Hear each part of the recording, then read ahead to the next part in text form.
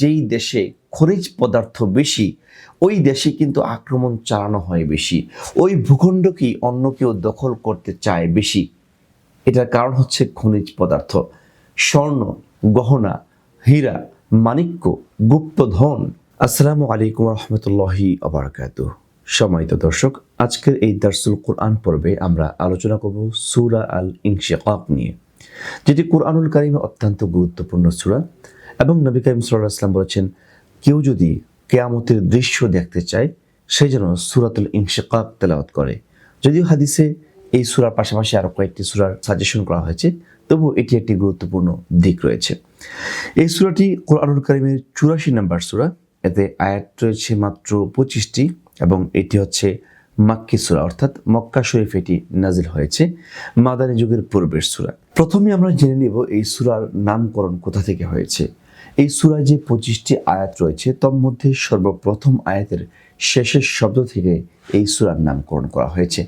এই সূরার মূল বিষয়বস্তু হলো কিয়ামতের দৃশ্য, মানব জীবনের পরিণতি, আমলনামা গ্রহণের যে দুইটি অধ্যায় বা দুইটি পদ্ধতি রয়েছে সেটা, আর হচ্ছে আল্লাহ তাআলার সামনে মানুষের প্রত্যাবর্তন অবধারিত এই বিষয়গুলো নিয়ে এই সূরাতে আলোচনা করা হয়েছে। চলুন আমরা এই বিষয় নিয়ে একটু আলোচনা করি যে এই সূরাটা কেন নাজিল হয়েছে। মূলত এই সূরা নাজিল হয় মক্কায়, যখন কাফেররা কিয়ামতের দিবস সহ আল্লাহর কাছে প্রত্যাবর্তনের বিষয়গুলোকে অস্বীকার করেছে। সেই উদ্দেশ্য করেই আল্লাহ রাব্বুল আলামিন তার জবাবে এই সূরাটা নাজিল করেছেন। চলুন আজকে আমরা এই সূরা সম্পর্কে বিস্তারিত জেনে নিই। আল্লাহ রাব্বুল আলামিন এই সূরাতে কি কি বলেছেন। প্রথম আয়াতে আল্লাহ রাব্বুল আলামিন বলেছেন, ইদাস সামাউ শাক্কাত। ইদা মানে যখন, আস-সামাউন মানে হচ্ছে আকাশ, উনশাক্কত মানে হচ্ছে বিদীর্ণ হয়ে যাওয়া, একদম ফেটে যাওয়া, চুরমার হয়ে যাওয়া। এখানে আল্লাহ তাআলা রাব্বুল আলামিন কিয়ামতের দিবসের একটা মুহূর্তের কথা আমাদেরকে জানিয়ে দিলেন। ইদা মানে যখন, আস-সামাউ শাক্কাত যখন আকাশটা বিদীর্ণ হয়ে যাবে, স্প্লিট হয়ে যাবে, দুই ভাগ হয়ে যাবে, আকাশ টুকরো টুকরো হয়ে যাবে। আল্লাহ তাআলা সেই সময়ের কথা আমাদেরকে স্মরণ করিয়ে দিচ্ছেন। দ্বিতীয় আয়াতে আল্লাহ বলেছেন, ওয়াআযিনাত লিরাব্বিহা ওয়া হুক্কাত। ওয়াআযিনাত মানে হচ্ছে সে হুকুম পালন করবে। আকাশটা যে বিদীর্ণ হয়ে যাবে, কেন হবে? তার কারণ কি?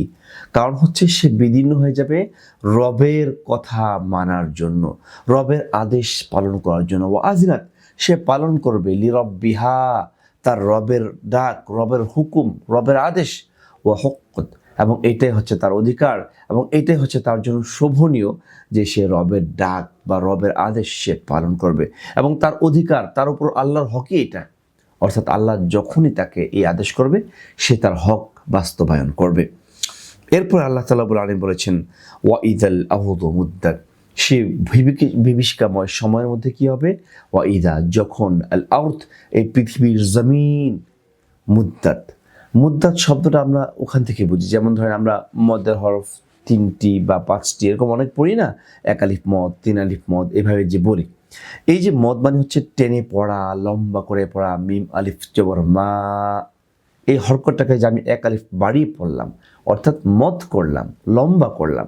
আল্লাহ বললেন, ও ইদাল আরদু মুদ্দাত যখন এই জমিনকে লম্বা করা হবে। হাদিসে নবী করিম সাল্লাল্লাহু আলাইহি ওয়াসাল্লাম বলেছেন যে কিয়ামতের সময় এই জমিনটাকে বিস্তৃত করা হবে, পাহাড়, পর্বত, সমুদ্র সমস্ত কিছুকে সমতল ভূমি বানানো হবে, একটা লাল পশুর চামড়ার মতো সমতল হয়ে যাবে। হাদিসে এরকমটাই আসছে। প্রশ্ন হলো কেন এমনটা করা হবে? কেননা এই পৃথিবীর শুরু থেকে এই পর্যন্ত যত মানুষ, কিয়ামত পর্যন্ত যত মানুষ জন্মগ্রহণ করেছে, মৃত্যুবরণ করেছে, সবাইকে তো একই জায়গায় তোলা হবে, তাই না? তো বিশাল একটা জায়গার প্রয়োজন রয়েছে। এই জন্য আল্লাহ রাব্বুল আলামিন সেই কিয়ামতের ময়দানটাকে প্রস্তুত করার জন্য এই জমিনটাকে বিশাল ছড়িয়ে দিবেন, যাতে করে সকল মানুষ সেখানে উঠতে পারে। সেখানে একটা ঘটনা ঘটবে, ওয়ালকাত মা ফিহা ওয়া তাখাল্লাত। ওয়ালকাত একটা শব্দ, এখানে হচ্ছে ওয়ালকাত মানে হচ্ছে প্রকাশ্য করে দিবে, বের করে দিবে, নিক্ষেপ করে দিবে। মা মানে যা, ওয়ালকাত মা অর্থাৎ সমস্ত কিছু নিক্ষেপ করে দিবে, যা কি, যা ফিহা তার মধ্যে আছে, অর্থাৎ জমিনের ভিতরে যত কিছু আছে সমস্ত কিছুকে সেই দিন জমিন বের করে দিবে। তারপর কিন্তু সেটা কি হবে? সমতল হয়ে যাবে। জমিন কি কি বের করবে? তাফসিরে আসছে, মানুষের মৃতদেহ কবর থেকে বের হয়ে যাবে, খনিজ পদার্থ বের হয়ে যাবে, গুপ্ত ধন বের হয়ে যাবে।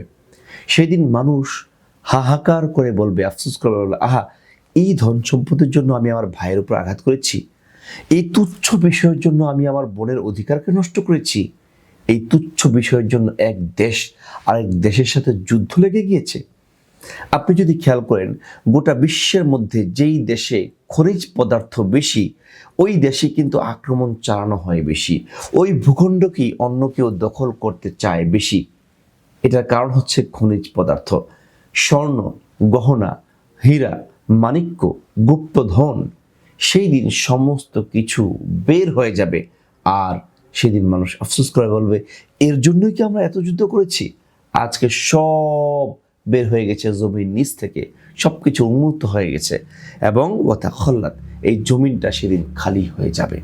সমস্ত গুপ্তধন বের করবে আর জমি হয়ে যাবে খালি। 5 নম্বর আয়াতে আল্লাহ বলেছেন, ওয়াআযিনাত লিরাব্বিহা ওয়া হুক্কাত, এবং জমিন যে এই কাজটা করবে এটা হচ্ছে রবের পক্ষ থেকে আদেশ, এবং সেটাই করবে, কেননা এটাই তার হক। এই আয়াতের শাব্দিক অর্থ আমরা পূর্বেও করেছি, কেননা 2 আয়াত আগেই এটা একবার এসেছে। এরপর দেখেন 6 নম্বর আয়াতে আল্লাহ তাআলা মানুষকে বলছেন, ইয়া আইয়ুহাল ইনসান, হে মানুষ সকল, হে লোকেরা, ইন্নাকা কাদিহুন, নিশ্চয়ই তুমি একজন পরিশ্রমী। জীবনের প্রত্যেকটা মানুষ কিন্তু পরিশ্রমী হয়, পরিশ্রম করে। আল্লাহ বললেন তুমি একজন পরিশ্রমী, ইলা রব্বিকা, তোমার রবের জন্য, রবের দিকে যাওয়ার জন্য, কাদহাং, এবং তুমি শ্রেষ্ঠ পরিশ্রমের কাজটাই করো, ফামুলাকিহ, অতঃপর তুমি তোমার রবের কাছে পৌঁছাবে, রবের সাথে সাক্ষাৎ হবে। এখানে আল্লাহ তাআলা রাব্বুল আলামিন প্রত্যেকটা মানুষকে কিন্তু পরিশ্রম বলেছেন, এবং এখানে একটা বিষয় বোঝার হচ্ছে যে আমাদেরকে পরিশ্রমী বলে কেন রবের কাছে ফিরে যাওয়ার কথা হলো। কেননা কোনো মানুষ যদি ভালো কাজও করে সেটার জন্য পরিশ্রম আছে, কোনো মানুষ যদি খারাপ কাজও করে সেটার জন্য কিন্তু পরিশ্রম আছে। এবং এই পরিশ্রমী হয় যে কাজ আমরা করব, এই কাজটা নিয়ে কিন্তু রবের কাছে আমাদের সাক্ষাৎ হবে। ইন্নাকা কাদিহুন, নিশ্চয়ই তুমি পরিশ্রমী, তুমি কাজ করছো। কাদহাং ফামুলাকি ইলা রাব্বিকা কাদহাং ফামুলাকি, অর্থাৎ তুমি তোমার এই কাজগুলো নিয়ে, পরিশ্রমের সমস্ত কর্মফলগুলো নিয়ে রবের কাছে যাবে, এবং রব তোমাকে সে কর্মফলের বিধান দিবে যে তুমি আসলে কোনটা সেই দিন পাবে। এখানে ক্লান্তিকর কাজ হচ্ছে কাদহান, মানে হচ্ছে মানুষ কিন্তু দুনিয়াকে নিয়ে দৌড়ায়। যারা দুনিয়ার জন্য দৌড়ায় তারাও পরিশ্রমী, যারা আখিরাতের জন্য দৌড়ায় তারাও পরিশ্রমী। আর সমস্ত কাজগুলো নিয়ে কিন্তু রবের সাথে আমাদের সাক্ষাৎ হবে সেই দিন। 7 নম্বর আয়াতে বলেছেন, সেই দিন সাক্ষাৎ হওয়ার পরে আল্লাহ তাআলা আমাদের কাজের ফল কিভাবে দিবেন। ফাআম্মা, অতঃপর, মান, যাকে, উতিয়া, দেওয়া হবে, কিতাবাহু, তার কিতাব, তার আমল নামাকে, বিয়ামিনি, ডান হাতে। অর্থাৎ যে ব্যক্তি সারা জীবন ভালো কাজ করে যাবে, সে ব্যক্তি ডান হাতে কিন্তু আমল নামে পেয়ে যাবে। চমৎকারভাবে সেদিন সে সফল কাম হয়ে যাবে। আমল নামার ডান হাতে আসা পড়ে মানুষ বুঝে যাবে যে আমার অবস্থান কোথায়, আমার ঠিকানা কোথায়। সুবহানাল্লাহ। 8 নম্বর আয়াতে আল্লাহ বলেছেন, ফাসাউফা ইউহাসাবু হিসাবান ইয়াসিরা। ফাসাউফা মানে হচ্ছে খুবই শীঘ্রই, ইউহাসাবু তার হিসাব নেওয়া হবে, হিসাবান ইয়াসিরা খুবই সহজ হিসাব। যার আমল নামাটা ডান হাতে আসবে তার হিসাবটা হবে খুবই সহজ একটি হিসাব। এক্ষেত্রে হযরত আয়েশা রাদিয়াল্লাহু তাআলা আনহা একটা হাদিস বর্ণনা করেছেন। তিনি নবী করিম সাল্লাল্লাহু আলাইহি ওয়াসাল্লামের কাছ থেকে শুনেছেন যে নবী করিম সাল্লাল্লাহু আলাইহি ওয়াসাল্লাম বলেছেন, কিয়ামতের দিন যে ব্যক্তির হিসাব গ্রহণ করা হবে সে ব্যক্তি কখনো জান্নাতে যেতে পারবে না। আল্লাহর কাছে হিসাব দিয়ে কখনো জান্নাতে যাওয়া যাবে না। হযরত আয়েশা রাদিয়াল্লাহু তাআলা আনহা সেদিন এই আয়াতকে উল্লেখ করে আল্লাহ রাসূলকে বলেছেন, কেন আল্লাহ কি কথা বলে নাই, ফাসাউফা ইউহাসাবু হিসাবান ইয়াসিরা, কিছু মানুষের হিসাবকে সহজ করে নেওয়া হবে। তাহলে আল্লাহ যদি হিসাব নেওয়া শুরুই করেন, সে যদি জাহান্নামে যায়, তাহলে হিসাবান ইয়াসিরা এটা কোনটা? ইয়া রাসূলুল্লাহ, হিসাবান ইয়াসিরা কোনটা? সহজ হিসাব কোনটাকে বলা হয়? রাসূল কারীম সাল্লাল্লাহু আলাইহি ওয়াসাল্লাম বললেন যে সহজ হিসাব মানে এটা নয় যে তোমার হিসাবটাকে সহজ করে নেওয়া হবে, এটা না।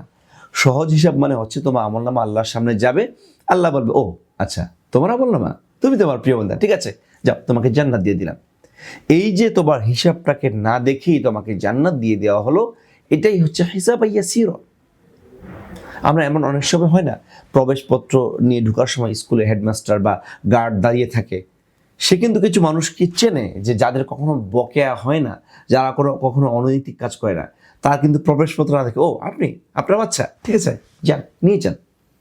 সে কিন্তু চেক আপ করে না, সে জানে যে এই লোকের সবকিছু এমনি পরিপূর্ণ। আল্লাহ তাআলারও কিছু প্রিয় বান্দা থাকেন যাদেরকে আল্লাহ তাআলা ক্ষমা করে দিবেন, যাদেরকে আল্লাহ তাআলা জান্নাত দিয়ে দিবেন, তাদের আমল নামা আল্লাহ চেকই করবে না। সুতরাং আমল নামাটা যারা ডান হাতে পাবে তাদের কোনো আনন্দের শেষ থাকবে না। আল্লাহ তাআলা রাব্বুল আলামিন 9 নম্বর আয়াতে বলেছেন, ওয়ায়ানকলিবু ইলা আহলিহি মাসরুরা। তারা তাদের ফ্যামিলির সাথে সাক্ষাৎ করবে। ওয়ায়ানকলিবু মানে হচ্ছে দেখা করবে, ফিরে যাবে। ইলা আহলিহি তাদের পরিবার পরিজনের নিকট, মাসরুরা খুশি মনে, আনন্দ চিত্তে তারা কিন্তু পরিবারের সাথে দেখা করতে যাবে। দুনিয়াতে যারা কঠোর পরিশ্রম করছে দিনের জন্য, এরকম অনেক হয়েছে, জুলুমের শিকার হয়েছে, নির্যাতনের শিকার হয়েছে, ফ্যামিলির সাথে ভালো করে দেখা করতে পারে নাই, রাত্রেবেলা ভালো ঘুমাতে পারে নাই, ভয়ে, নানা মিথ্যা মামলার ভয়ে, সেই দিন তারা কিয়ামতের দিন পরিবারের কাছে কিন্তু আনন্দ চিত্তে ফিরে যাবে। চমৎকার একটি মেসেজ আল্লাহ তাআলা দিয়ে দিলেন। ওয়া আম্মা মান উতিয়া কিতাবাহু ওয়ারাআ যহরিহি। এরপরে আয়াতেই আল্লাহ তাআলা কিন্তু এই মানে যাদের আমলনামা বাম হাতে দিবেন তাদের ব্যাখ্যা বিশ্লেষণ শুরু করলেন। ওয়া আম্মা মান, অতঃপর মান উতিয়া কিতাবাহু ওয়ারাআ যহরিহি, যার মানে আমলনামা বাম হাতে দেওয়া হবে সে কিন্তু আমলনামা পাবে তার পেছন দিক থেকে, অর্থাৎ তার বাম হাত বক্ষ ছিদ্র করে পিছন দিয়ে বের হবে এবং পিছন দিয়ে সে তার আমলনামা পাবে। এটা মূলত একটা ভয়ঙ্কর লাঞ্ছনার চিত্র। ফাসাউফা, অতি শীঘ্রই সে ইয়াদউ সুবুরা, সে তার ধ্বংসকে ডাকতে থাকবে যে আল্লাহ আমাকে ধ্বংস করে দিন, কেন আমি মূলত এই কোরআনকে মানলাম না, আজকে আমার এই ভয়াবহ অবস্থা। সে তার আমলনামা পাওয়ার পরেই কিন্তু বুঝে যাবে তার অবস্থা আর বেশি দিন যাবে না, সে আর বেশি দিন মানে তার ঠিকানা কোথায় হবে, সে কোথায় যাবে, জাহান্নাম যে তার স্থান, সে কিন্তু সেটা বুঝে যাবে। ফাসাউফা ইয়াদউ সুবুরা, অতঃপর সে ডাকতে থাকবে সুবুর, তার মানে তার ধ্বংসকে, তার মৃত্যুকে, যে কেন আমি ধ্বংস হয়ে যাব না, আমার মৃত্যু হয়ে যাক, আমি এখান থেকে পালায়ন করতে চাই, কিন্তু সে তা করতে পারবে না। আল্লাহ তাকে ওয়াসলা সাঈর, আল্লাহ তাআলা তাকে কি করবেন, ওয়াসলা, তাকে প্রবেশ করানো হবে সাঈর, জাহান্নামের ভিতরে। আল্লাহ তাআলা তাকে জাহান্নামের ভিতরে প্রবেশ করাবেন। ইন্নাহু কানা ফি আহলিহি মাসরুরা। এই আয়াতের ব্যাখ্যা আমরা পরবর্তী এপিসোডে জানবো ইনশাআল্লাহ। যেহেতু 25টা আয়াত, আমরা 2টা পার্টে এই এপিসোডটি ভাগ করব। আমরা আজকে যে পর্যন্ত জানলাম যে ওয়াসলা সাঈর, তাদেরকে জাহান্নামে প্রবেশ করানো হবে। আল্লাহ তাআলা রাব্বুল আলামিন আমাদেরকে প্রথম সারির কাতারে রাখুক যারা আমলনামা ডান হাতে পাবে। ধন্যবাদ। আসসালামু আলাইকুম ওয়া রাহমাতুল্লাহি ওয়া বারাকাতুহু।